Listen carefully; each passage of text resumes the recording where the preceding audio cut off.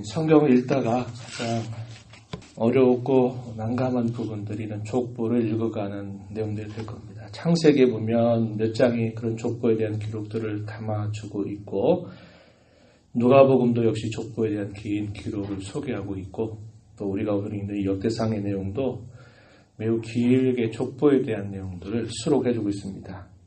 먼저 이 말씀 우리가 읽어가면서 이 역대상의 이야기를 조금 먼저 소개를 하는 것이 중요할 것 같습니다. 우리가 지난 여러 시간들 동안 이사야 선지서를 읽어왔는데요. 이사야 선지서는 언제 기록되었냐면 유다 나라가 패망하기 전에 그들에게 당할 화가 무엇인가를 이야기합니다. 그리고서는 이사야 선지자가 예언을 하고 난 다음에 얼마 되지 않아서 유다 나라가 바벨론 나라에 의해서 패망하게 되었고, 패망 이후에 그 바벨론의 제국으로 유다 백성들이 다 끌려가서 흩어져 버리게 됩니다. 70여 년이라고 하는 포로 생활을 그들이 겪게 되었어요. 극적인 역사로 말미암아 고레스라고 하는 왕이 바벨론 나라를 멸망시키고, 그리고 난 다음 해에 하나의 칙령을 내립니다. 그 칙령을 내리는 게 뭐냐면 유다 백성들로 하여금 자신들의 본국으로 돌아갈 수 있도록 하는 칙령을 내리게 되면서 흩어져 있었던 유다의 백성들이 세 차례에 걸쳐서 예루살렘으로 다시 되돌아가게 됩니다. 예루살렘은 어떤 상황이었느냐? 아주 황폐한 상황이 되고 말았습니다. 자신들이 거주했었던 땅이고, 그 땅은 약속의 땅이었고, 그곳에는 성전이 있었고, 그래서 하나님의 백성이라고 하는 것을 늘 생각하면서 살았는데, 포로 생활을 마치고 난 다음에 돌아온 이 예루살렘은 황폐하기 그지없었던 것입니다. 거기에 70년 동안 다른 족속들이 그곳에 와서 살고 있었고, 거기에 남아있는 유다 백성들은 소위 천민과 같은 그런 사람들만 남아있었을 뿐, 이 예루살렘은 황폐하기 그지없었던 곳입니다. 그곳에 와서 그들이 가장 먼저 해야 될 일들은 뭐냐면 무너졌던 성전을 재건하는 일이었고, 또 그 후대에 가게 되면 무너졌던 예루살렘의 성을 재건해야만 되는 그런 본분이 그들에게 주어졌어요. 그들이 포로 생활을 하게 되면서 많은 아픔을 경험하죠. 그 아픔 속에서 그때 그렇게 많은 선지자들로 하여금 말씀을 들려주셨는데 그 말씀을 듣지 않았고, 그 말씀을 외면함으로 말미암아 우리가 이런 아픔과 고통을 겪고 있구나, 그걸 깨닫게 됩니다. 그래서 그들의 마음이 겸비해지게 돼요. 낮아지게 됩니다. 그런 아픔 속에서 그들이 깨닫는 것입니다. 자신들의 죄악으로 말미암아 이러한 일들을 당하게 되었구나.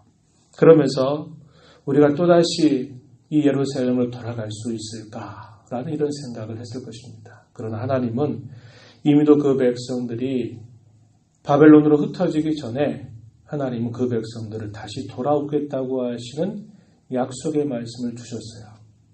너희들이 다시 예루살렘으로 돌아오리라 하는 그런 말씀을 받은 것입니다.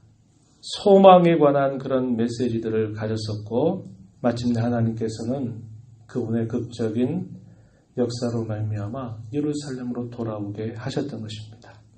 아픔과 깨달음이 있었던 시간들, 하나님의 긍휼의 여기심 가운데 그 백성들이 다시 예루살렘으로 돌아왔을 때 하나님은 우리에게 여전히 우리의 하나님으로 살아계시는가 하는 이런 의문들이 많이 일기 시작하는 그런 시대였다는 것입니다. 그러한 상황 속에서 지나왔던 역사들을 다시 한번 짚어봐야만 되는 거죠. 하나님은 여전히 우리를 자기 백성으로 삼으시는가? 무너졌던 이 성전은 다시 재건이 될 수 있는가? 하나님의 율법은 여전히 우리에게 그대로 유효하게 계속되는 그런 말씀인가 하는 것을 확인하지 않으면 안 되는 것입니다. 역대기가 기록되고 있는 상황이 바로 그런 상황이에요.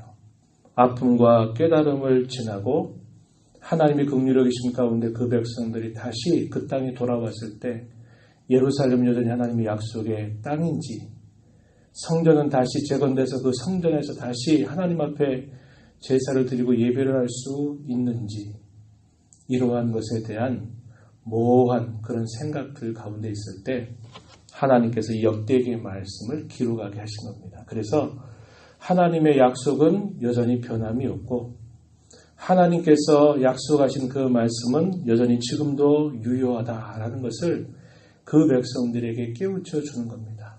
아픔과 슬픔, 탄식과 괴로움을 겪고 난 다음에 깨달음 속에서 다시 역사를 다시 짚어보게 하시면서 이 말씀을 읽어가게 하시는 거예요. 그래서 이 역대기를 기록한 사람을 누구로 꼽느냐 했을 때 에스라가 아마도 이 말씀을 기록했을 것이다. 이렇게 추정을 합니다. 에스라 어떤 인물일까요? 제사장이죠. 또 그는 학사였습니다. 다시 말하면 율법을 가르치는 교사다 하는 겁니다. 하나님이 그를 통해서 지나왔던 역사를 다시 읽게 하는 거예요. 사무엘 상하와 열왕기 상하는 왜 이스라엘 백성들이 이렇게 하나님의 언약의 백성으로 하나님의 택한 백성이 되었음에도 불구하고 왜 역사 속에서 패망할 수밖에 없었는지, 왜 그들이 포로로 결국 끌려갈 수밖에 없는지에 대한 그 이유를 설명해 주는 겁니다. 이래서 결국 이렇게 하나님의 징계 아래 이렇게 포로로 끌려가게 되었구나 하는 것을 깨우치려고 하는데 그 목적이 있다면 이 역대기의 기록은 그 깨달음 속에서 하나님의 약속은 여전히 우리에게 계속되고 있다.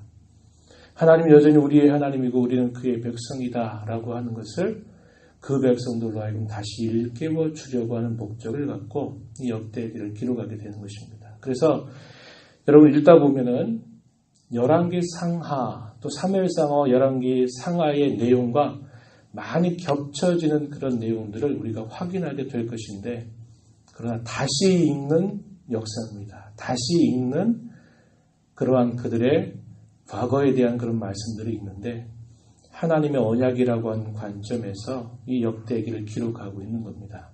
그래서 그들로 하여금 문제는 우리의 조상들이 문제였고 우리의 허물과 죄가 문제였지 하나님은 여전히 그분의 하신 약속이 결코 폐해지거나 그것이 헛된 것으로 돌아가는 것이 아니다 하는 것을 깨우쳐 주면서 이 말씀을 기록하고 있다라고 하는 것입니다.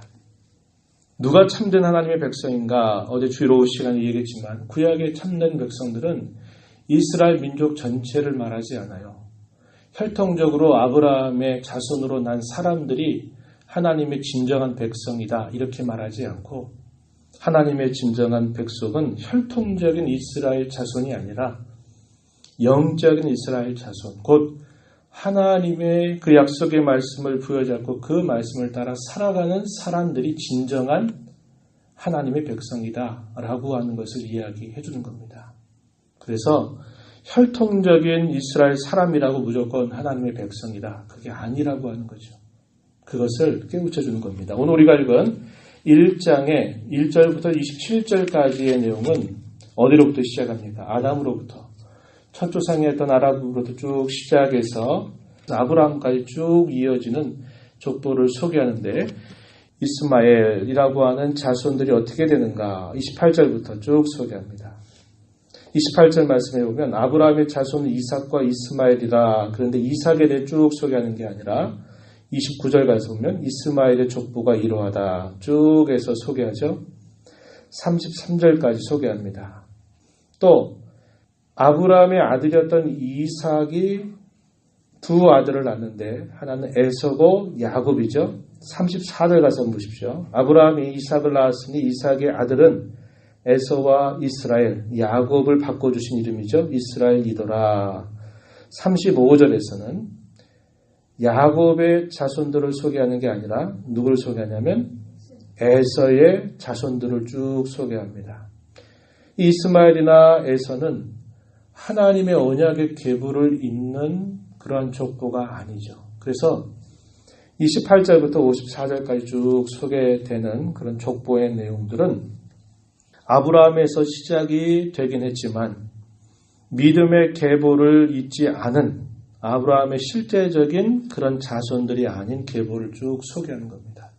그래서 이 내용 속에서도 전반부의 내용은 아담으로부터 아브라함이 이어지게 되는 이 신앙의 계보, 믿음의 계보가 어떻게 이어지는지를 소개한다면 28절부터 54절의 내용에서는 겉으로 볼 때는 아브라함의 자손처럼 태어났는데 실제로 역사를 보게 되면 이 믿음의 계보하고 상관없이 자라가는 족속들에 대한 소개를 해주고 있는 것이죠. 과연 누가 참된 하나님의 백성인가? 혈통적으로 무조건 아브라함에게서 났다. 그래서 그것이 다 하나님의 진정한 백성인가? 그게 아니라고 하는 겁니다.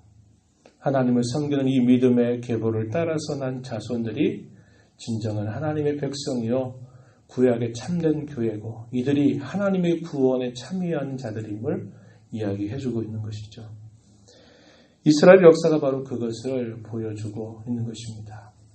포로 생활 가운데 다시 돌아왔던 하나님의 백성들로 하여금 누가 참된 하나님의 백성들인가 하는 것을 그들에게 기억나게 하면서 하나님께서는 여전히 하신 그 약속의 말씀을 폐하지 않는 분이고 그분은 여전히 지금도 약속하고 계신 분이고 하나님의 약속을 실현해 가시는 그런 분이시다 하는 것을 일깨워 주면서 하나님께 더 신실한 자들로 살아갈 것을 이 족보를 읽어가는 그 백성들에게 알려주고 있는 것입니다. 우리가 이 계보의 내용들을 쭉 보게 되면요. 하나님의 주권적인 은혜가 역사 가운데 나타나고 있다는 것을 우리가 깨닫게 되는 것입니다. 자손들, 장자를 통해서 믿음의 계보가 이어지는 게 아니라 많은 경우에 그의 둘째, 장자가 아닌 그 자들을 하나님이 그를 택하셔서 그로 하여금 이 신앙의 계보를 이어가게 하시는 일들을 우리가 살펴보죠. 이것은 하나님께서 자기 백성들을 향해서 이끌어 가시는 모든 일들 속에 하나님의 주권적인 은혜가 분명히 나타나고 있고 하나님의 약속은 신실하게 성취되고 있다라는 것을 보여주어서 믿음에 속한 자들은 다 하나님의 은혜로 말미암아 이 신앙이 이어지는 것이다 하는 것을 보여주게 되고요. 민족이 무조건 번창하고 번성을 했다고 하여서 그게 참으로 진정한 복일까라고 말할 때 그게 아니라고 이야기하는 겁니다. 하나님의 약속의 계보, 이런 계대로 이어가는 것이 진정한 복임을 알려주고요. 하나님 나라라고 하는 이 기업에 참여하는 것이 진정한 복임을 이걸 통하여서 알려주고 있다라고 하는 것입니다.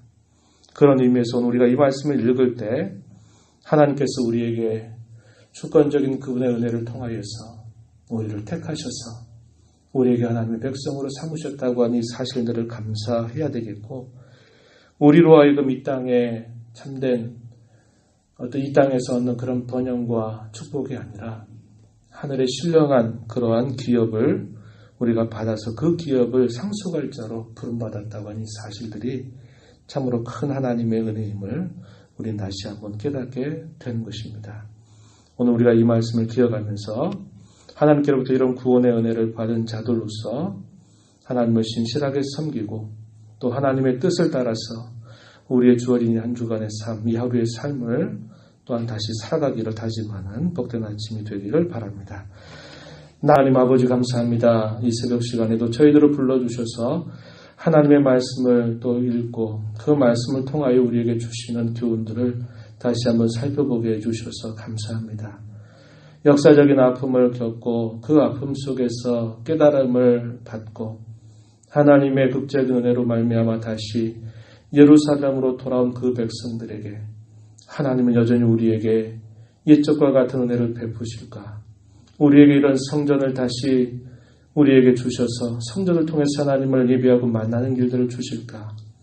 우리는 진정한 하나님의 언약의 백성으로 여전히 서 있는가 하는 그 많은 의아심 속에 있는 백성들에게 하나님의 약속은 변함이 없고 하나님은 선하시고 하나님의 그 하신 약속은 언제든지 성취되고 있다라고 하는 사실들을 일깨워 주시는 말씀을 봅니다.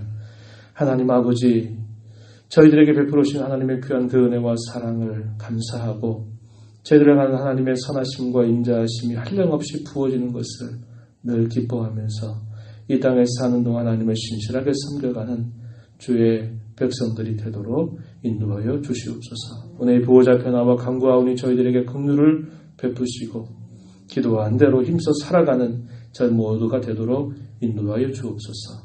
예수님 이름으로 기도하옵나이다. 아멘.